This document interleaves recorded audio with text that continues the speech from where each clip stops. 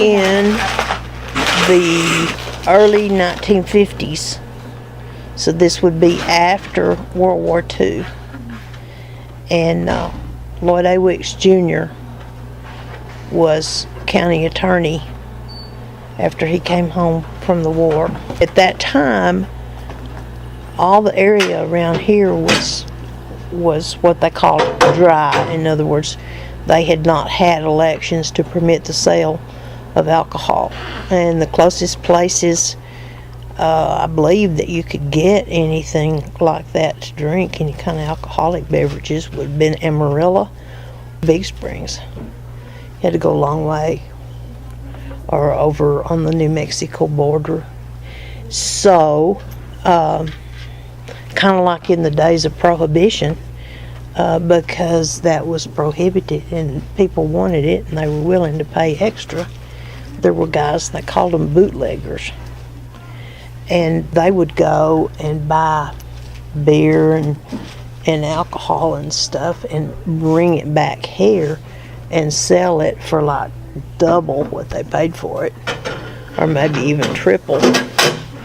And but there were some fairly stiff penalties involved in it, and it was very difficult to enforce because, as you would imagine, a lot of the influential people in the community kind of supported that activity because they wanted to have their alcohol. And so when Mr. Wicks was county attorney, the sheriff's name was Jewel Pierce, and they were sworn to enforce the law, and as a result of that, they were coming down pretty hard on the bootleggers.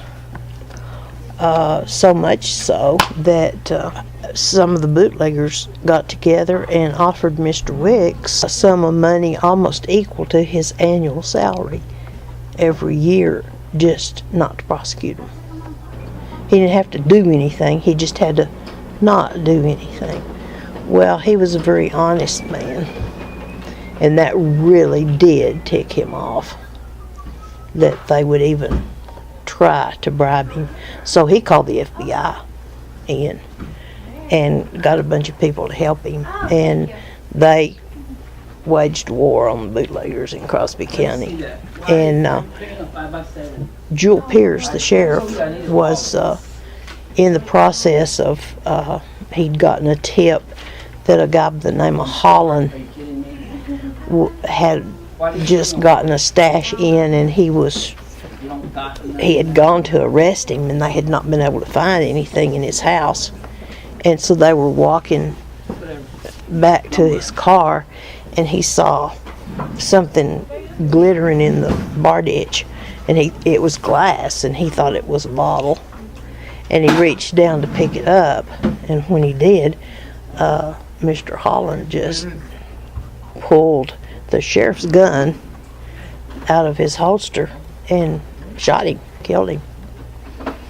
Well, Mr. Wicks, being the county attorney, of course, immediately had to be involved in that. The interesting thing about it was that he had just driven all night with some friends to Oklahoma. And he got there, walked in the house, and they said, "You've got to go home. The sheriff's been shot." So he had to turn right around without a wink of sleep and come back home and deal with all that. But ultimately, they cleaned the bootleggers out of Ralls, and pretty much out of Crosby County. And guess where they all went? Where? Slayton, biggest part of them. But that pretty much put an end to, it didn't stop it altogether, but put an end to widespread liquor sales in Crosby County. And then, of course, Post went wet and Lubbock went wet and kind of solved the problem.